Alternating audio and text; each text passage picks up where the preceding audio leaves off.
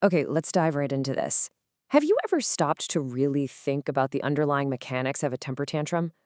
Like, what actually happens when a massive, powerful bear just completely loses his temper?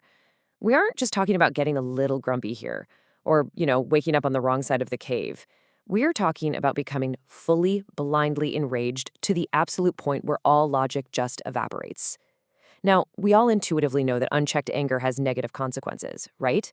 But today, we're going to look at the immediate, chaotic, and frankly fascinating chain reaction that happens when deep-seated entitlement meets a very sharp, very painful reality check.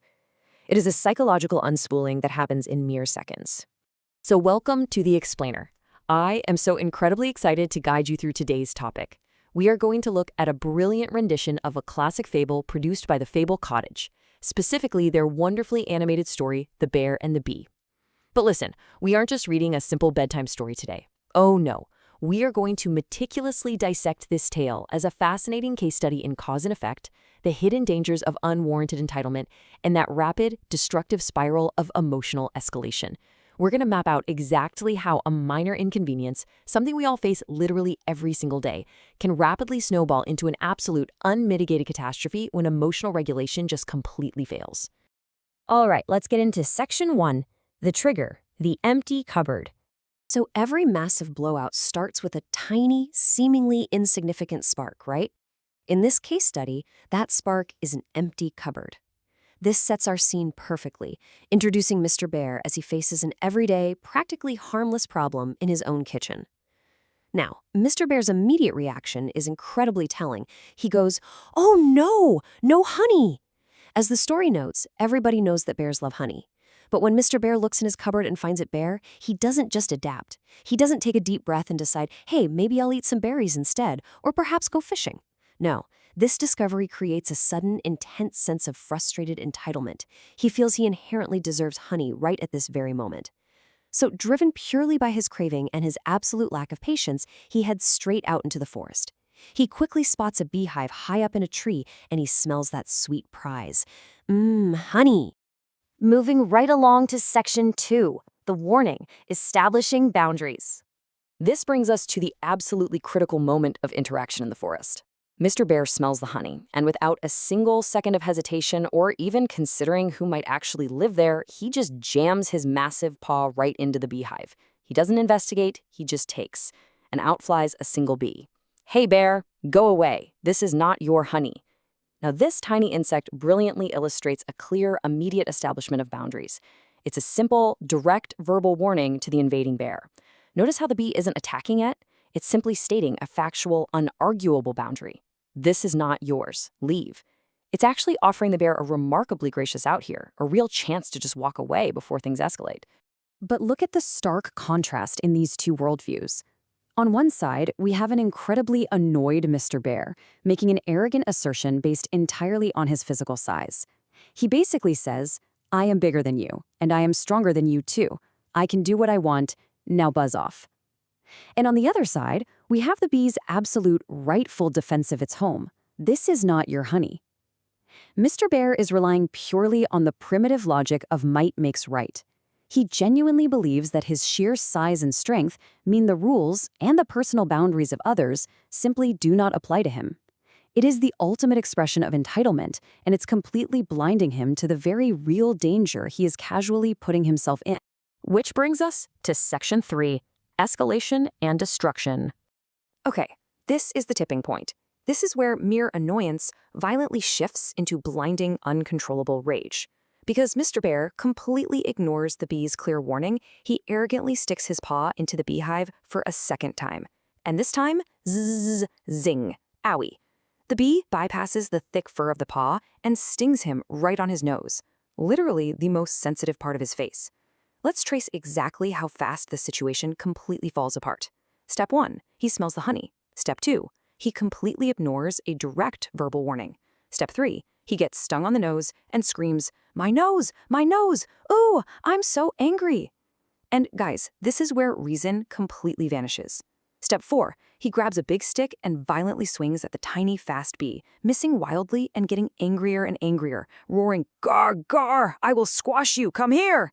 And finally, Step 5, When the bee wisely flies back inside the hive, Mr. Bear yells, "Aha! Now you're trapped!" and totally loses his mind. Smash! Smash! Smash! He swings his massive stick and smashes the beehive to absolute pieces. He has officially crossed the Rubicon from frustration into total destruction. And that means it's time for Section 4, Consequences. The Swarm Strikes Back. Because, as we know, every action has a reaction. Mr. Bear has just destroyed an entire home, and immediately he hears a strange sound. It starts small, zzz, zzz, and then it gets louder and louder and louder, zzz, until thousands of bees fly out of the smashed remnants of the beehive. The payback for his destructive rage is instantaneous, and the power dynamic completely flips on its head. A single bee was a nuisance. A swarm is a deadly threat. These thousands of angry bees swarm directly around his head. Zing, they sting him on his ear. Zing, zing, they sting him on his elbow. They relentlessly chase a now crying, absolutely terrified Mr. Bear through the forest, stinging him on his arms, his legs, his hands, and especially, yes, especially on his already injured nose. Zing, zing, zing. It is absolute, stinging, frantic chaos as nature fights back against his unwarranted aggression. Mr. Bear runs all the way home, literally as fast as his legs can carry him, and bam! He slams the door shut, and just like that, the frantic chase is over. He is safe inside, but he is completely, utterly defeated. He sits there, crying quietly, counting his dozens of painful bee stings, and this is the crucial moment of the psychological comedown. That massive adrenaline spike that fueled his destructive tantrum, it's finally worn off. The blinding rage has completely subsided, and all that is left in its wake is the incredibly painful, stinging reality of his own actions. He's exhausted, he's in agony, and he is entirely alone with the consequences of his complete lack of emotional control. Which leads us to our final section, Section 5, the ironic truth. So Mr. Bear is sitting there on the floor, nursing his fresh, throbbing wounds, when suddenly he hears a voice behind him. It's Mrs. Bear. And what she says next reveals the incredible, almost painful dramatic irony of this entire chaotic situation. She looks at him and says, "You did it again, didn't you? You lost your temper." Notice that key word right there, again. This isn't an isolated incident. This is a pattern of behavior. Despite Mr. Bear boasting loudly in the forest just moments ago about being so much bigger and stronger, her statement brilliantly illustrates his recurring emotional fragility. His massive physical size and his intimidating strength are completely useless against his profound inability to regulate his own emotions. He is a giant beast, a king of the forest, who is utterly defeated by his own juvenile temper. But here is the real kicker, the ultimate revelation that makes this whole ordeal a total tragicomedy. Mrs. Bear continues, "Here's the bee sting medicine. Also, we have honey in the cupboard. It's behind the flower." Wow. Just let that really sink in for a second. This entire violent rampage, the destruction of an innocent bee's home, the blinding, unhinged rage, the hundreds of incredibly painful stings he is currently suffering from, it was all completely 100% unnecessary. The very thing he wanted so desperately, the honey, was safe and sound at home the entire time. He just hadn't looked hard enough before he let his frustration and his entitlement take the wheel. His anger literally blinded him to the exact solution that was sitting right there on his own shelf. And that leads us to the brilliantly simple moral of this story from the Fable Cottage. A hot temper always gets you into trouble. It completely blinds you to the facts. It rapidly escalates minor, manageable annoyances into major catastrophes, and it inevitably leaves you counting your stings in the end, wondering how things ever got so out of hand.